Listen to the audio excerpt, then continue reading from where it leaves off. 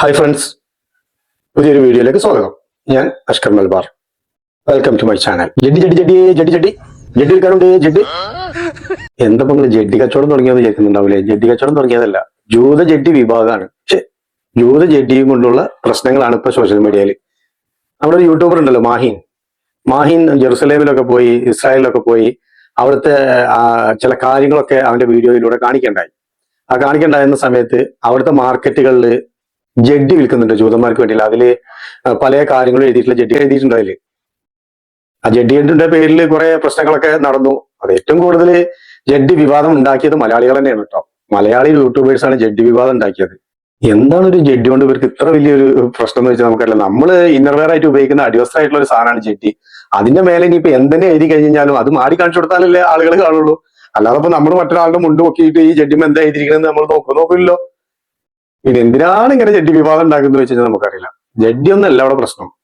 മാഹിൻ എന്ന ബ്ലോഗർ, പുള്ളിക്കാരൻ പല രാജ്യങ്ങളും സന്ദർശിച്ചിട്ട് അവിടുത്തെ പ്രധാനപ്പെട്ട കാഴ്ചകൾ പ്രേക്ഷകരെ കാണിച്ചു തരുന്നുണ്ട്. അതിന്റെ കൂടെ അദ്ദേഹത്തിന് ഒരു യാദൃശികമായിട്ടൊരു പെട്ടെന്ന് കണ്ടപ്പോ ഭയങ്കര ഒരു അത്ഭുതം തോന്നി. അപ്പൊ അദ്ദേഹം അതിട്ടു. അതുമ്മ പിടിച്ച് തൂങ്ങി കീറി ആളുകളെ വെറുപ്പിക്കുന്ന പരിപാടി കുറെ മലയാളി യൂട്യൂബേഴ്സ്.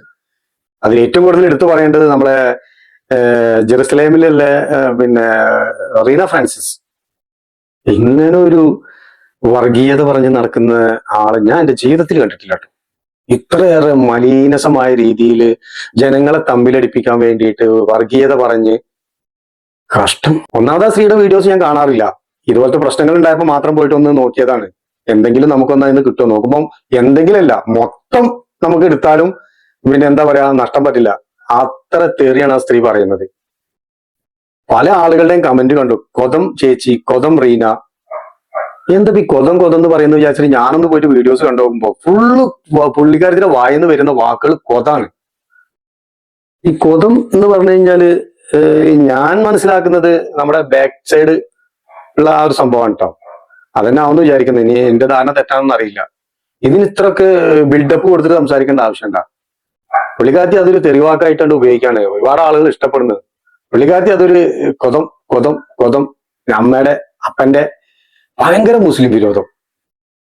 എന്താണ് ഈ സ്ത്രീക്ക് ഇങ്ങനെ മുസ്ലിം വിരോധം വരാൻ കാരണം എന്ന് വെച്ചാൽ എനിക്കറിയില്ല കേട്ടോ. കാണുന്ന നമുക്ക് തന്നെ എന്തോ ഒരു അങ്കലാപ്പ് ഈ സ്ത്രീയുടെ വീഡിയോസ് കാണുമ്പോൾ. എന്തായാലും അവിടെ നിൽക്കട്ടെ. നമ്മുടെ മാഹിൻ യെറുസലേമിൽ എത്തിയിട്ട് അദ്ദേഹം വ്ലോഗ് ചെയ്യാൻ വേണ്ടിയിട്ടാണ് പോകുന്നത്, രാജ്യങ്ങൾ സന്ദർശിക്കുന്നത്. അതിലിടക്ക് നമ്മുടെ ഈ പറഞ്ഞ വ്യക്തി ഉണ്ടല്ലോ, ഈ കൊതം റീന ചേച്ചി അവിടെ എത്തിക്കഴിഞ്ഞ് കഴിഞ്ഞാൽ മാഹിന്റെ കരണം അടിച്ചു പോക്കും എന്നുള്ള ഒരു വീഡിയോ കണ്ടു. ആ വീഡിയോ ചൊല്ലി ഒരുപാട് ആളുകൾ റിയാക്ഷൻ വീഡിയോ ചെയ്തിട്ടുണ്ട്. വളരെ രസകരമായിട്ട് ചെയ്തിട്ടുണ്ട് ആളുകൾ.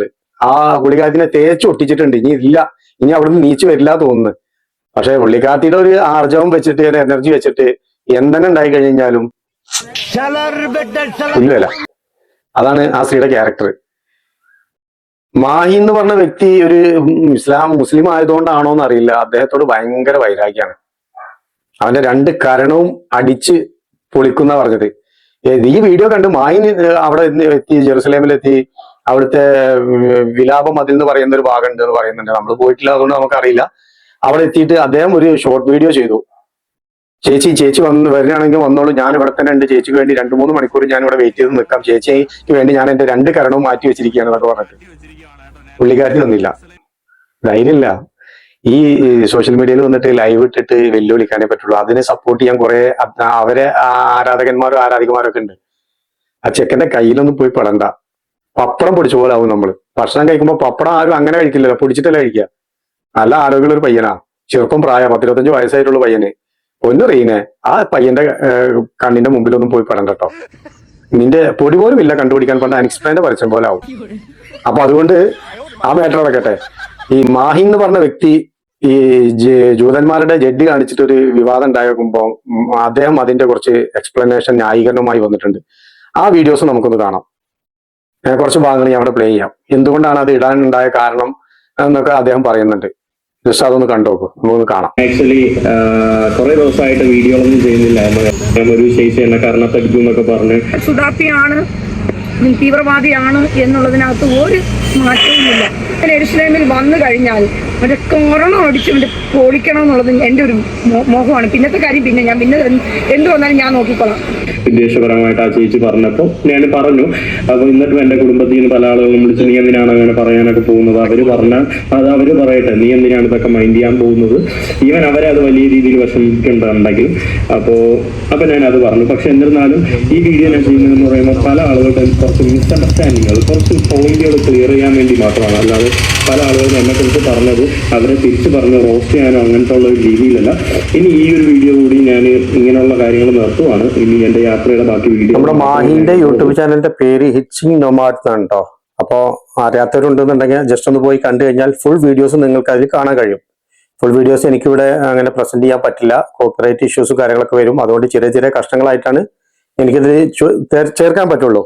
അപ്പോൾ പറ്റുന്ന ഭാഗങ്ങളൊക്കെ ഞാൻ ഇതിൽ ചേർക്കുന്നുണ്ട്. ഫുള്ളായിട്ട് ചേർക്കാൻ കഴിയില്ല, യൂട്യൂബിന്റെ നിയമത്തിന് എതിരാണ്. അപ്പൊ അതെല്ലാവർക്കും അറിയുമെന്ന് വിചാരിക്കുന്നു. അപ്പൊ പുള്ളിക്കാരന് പറയാനുള്ളത് നമുക്കൊന്ന് ജസ്റ്റ് കേൾക്കാം. ആദ്യത്തെ കുറച്ച് ഭാഗങ്ങള് പാവം എല്ലാം സ്ക്രിപ്റ്റഡ് ആക്കി എഴുതി വെച്ചിട്ട് മറന്നു പോകണ്ടെന്ന് വിചാരിച്ചിട്ട് ഒരു എക്സ്പ്ലനേഷൻ ആണ് തരുന്നത്, ജനങ്ങളുടെ തെറ്റിദ്ധാരണ മാറ്റാൻ വേണ്ടിയിട്ട്. കുറെ മലയാളി തായോളികൾ യൂട്യൂബർമാര് അങ്ങനെ തന്നെ പറയണം. കാരണം ഒരു മനുഷ്യന്റെ മതം, ജാതി, കളർ ഇതൊക്കെ ഭയങ്കര പ്രശ്നമാണ്. എത്രയോ പുറകോട്ടാണ് ഇന്നും ചില ആളുകൾ സഞ്ചരിച്ചുകൊണ്ടിരിക്കുന്നത്. ലോകം മുന്നോട്ട്, നമ്മൾ പിന്നോട്ടാ. അങ്ങനെ കുറച്ച് മൈൻഡുള്ള ആളുകളുണ്ട്. അവർക്ക് വേണ്ടിയിട്ടാണ് കേട്ടോ ഞാൻ ഈ പറഞ്ഞത്, എല്ലാവരും ഉൾപ്പെടുത്തിയിട്ടല്ല. അപ്പൊ അതുകൊണ്ട് അങ്ങനെ വിചാരിക്കേണ്ട. എന്തായാലും നമുക്ക് മാഹിന് പറയാനുള്ളത് കുറച്ച് കാര്യങ്ങളൊന്ന് കേൾക്കാം.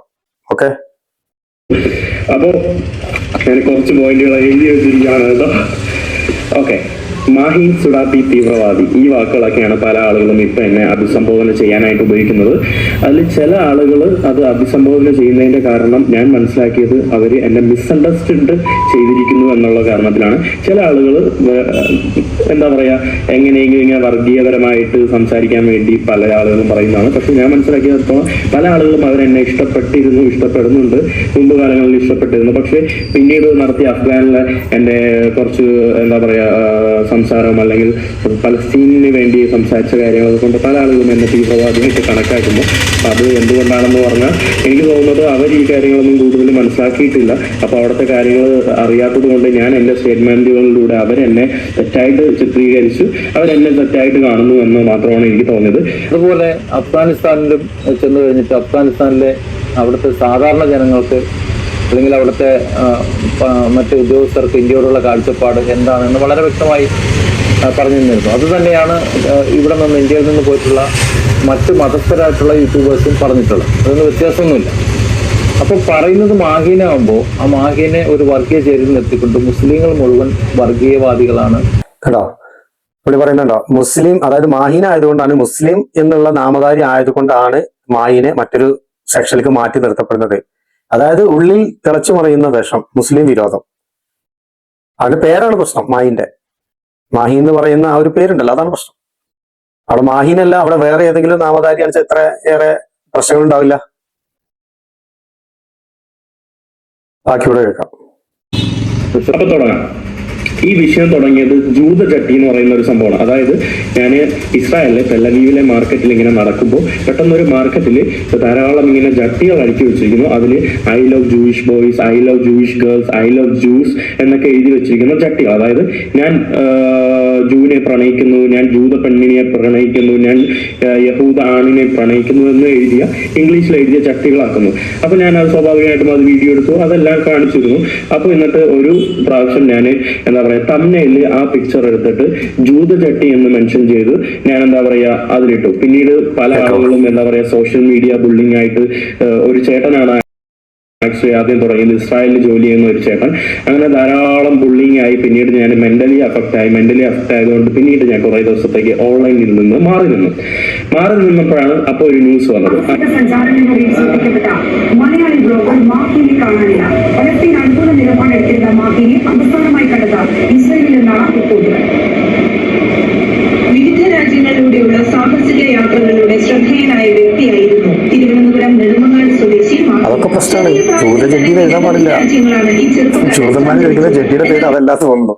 ജൂതചട്ടിന്നൊക്കെ എഴുതി കഴിഞ്ഞത് തെറ്റല്ലേ മാഹിനെ? പിന്നെ നിന്റെ പേര് മാഹിൻ, അത് തെറ്റല്ലേ? അത് ആലോചിക്കണ്ടേ? കുറച്ച് ദിവസങ്ങളായി മാഹിനെ പറ്റി അത്ര സുഖകരമല്ലാത്ത വാർത്തയാണ് സൈബർ ലോകത്ത് നിന്ന് അവസാനമായി പിന്നീട് ഈ ന്യൂസ് വന്നപ്പോൾ മാഹിനെ കാണാനില്ല എന്ന ന്യൂസായി. പ്രോ പലസ്തീനായിട്ട് പലസ്തീൻ അനുകൂലമായിട്ട് സംസാരിച്ച മാഹിനെ ഇസ്രായേലിൽ നിന്നാണ് ലാസ്റ്റ്. കണ്ടോ അദ്ദേഹം പറയുന്ന കണ്ടോ നിങ്ങള്?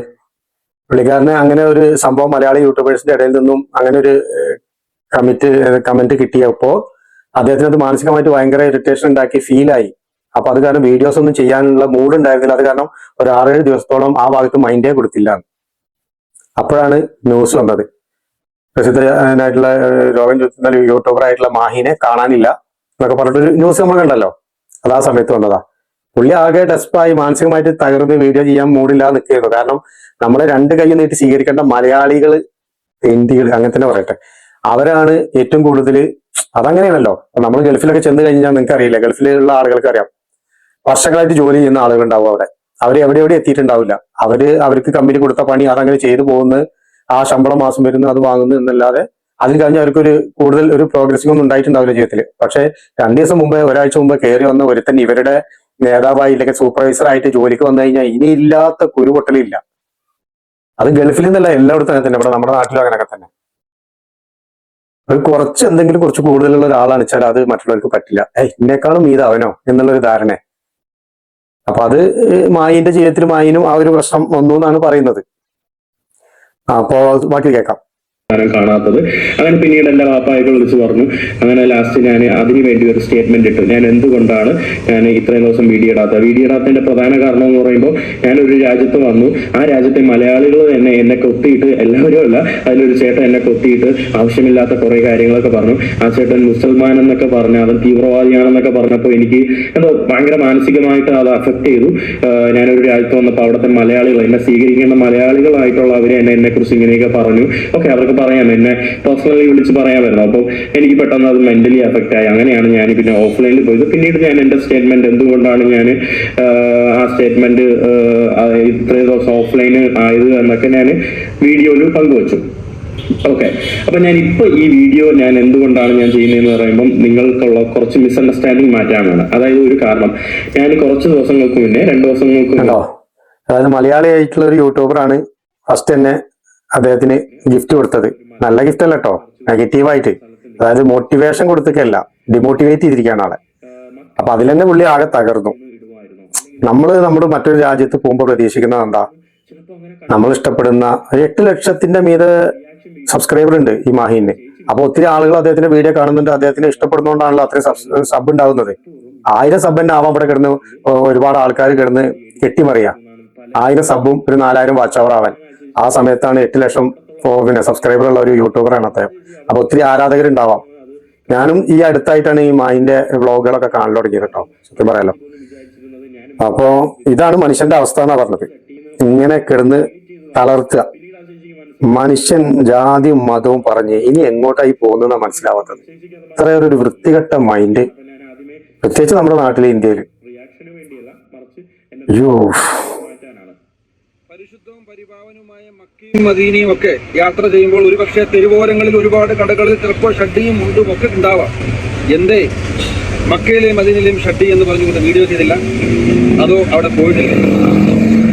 ഏറ്റവും ശ്രേഷ്ഠമായ ശബരിമലയുടെ തെരുവീതികളിലും എരുമേലിയിലും ഒക്കെ പേട്ടതുള്ളതിനോടൊപ്പം തന്നെ പല കടകളിലും ഇതുപോലെ ഷഡ്ഡിയും മുണ്ടും ഒക്കെ കാണാം. എന്തുകൊണ്ട് ചെയ്തില്ല? അങ്ങനെ കുറെ കാര്യങ്ങൾ അദ്ദേഹത്തിന്റെ 20 മിനിറ്റിലും കൂടുതലുള്ള ഒരു വീഡിയോസ് ആണ്. അത് ഒരുപാട് കാര്യങ്ങൾ അദ്ദേഹം പറയുന്നുണ്ട്. നമുക്ക് ഫുള്ളായിട്ട് ഇവിടെ ഉൾപ്പെടുത്താൻ കഴിയില്ല. ചില സാങ്കേതിക പ്രശ്നങ്ങളും തടസ്സങ്ങളൊക്കെ ഉണ്ട്. കാരണം യൂട്യൂബാണ്. അപ്പം ശ്രദ്ധിച്ചില്ല എന്നുണ്ടെങ്കിൽ 8ന്റെ പണി തരും. ചിലപ്പം ചാനൽ തന്നെ ടെർമിനേറ്റ് ആവും. അപ്പൊ അതുകൊണ്ട് കോപ്പിറൈറ്റിന്റെ പ്രശ്നമുണ്ട്. അപ്പൊ അതുകൊണ്ട് ഞാൻ ഫുള്ളായിട്ട് എനിക്ക് വീഡിയോസ് കൂടെ ഉൾപ്പെടുത്താൻ പറ്റില്ല. ഞാൻ ശരിക്കും നിങ്ങൾക്കൊരു ധാരണ തരാൻ വേണ്ടി മാത്രമാണ് ഈ വീഡിയോസ് ചെയ്യുന്നത്. അപ്പോ ഇനി അടുത്തൊരു വീഡിയോസുമായി നമുക്ക് വീണ്ടും കാണാം. അപ്പൊ ഈ വീഡിയോ നിങ്ങൾക്ക് ഇഷ്ടമായിട്ടുണ്ട് എന്നുണ്ടെങ്കിൽ നിങ്ങൾ അത് കമന്റ് ആയിട്ട് രേഖപ്പെടുത്തുക. നിങ്ങളുടെ അഭിപ്രായങ്ങൾ, വിലയേറിയിട്ടുള്ള അഭിപ്രായങ്ങൾ എന്നെ ദയവ് ചെയ്ത് അറിയിക്കുക. എന്റെ പ്രസന്റേഷനിലോ എന്റെ വീഡിയോസിലോ എന്തെങ്കിലും കുറവുകളോ കാര്യങ്ങളോ ഉണ്ടെങ്കിൽ ഞാനത് നികത്താൻ ശ്രമിക്കാം. അപ്പോ എനിക്ക് നിങ്ങളോട് പറയാനുള്ളത്, എന്റെ ചാനൽ ആദ്യമായിട്ടാണ് കാണുന്നതെന്നുണ്ടെങ്കിൽ ഒന്ന് സബ് ചെയ്യുക, ഒന്ന് ലൈക്ക് ചെയ്യുക, ഒന്ന് ഷെയർ ചെയ്യുക. അപ്പോൾ നമുക്ക് ഒരു പുതിയ വീഡിയോസുമായി നമുക്ക് വീണ്ടും കാണാം. അതുവരേക്കും ബൈ ബൈ.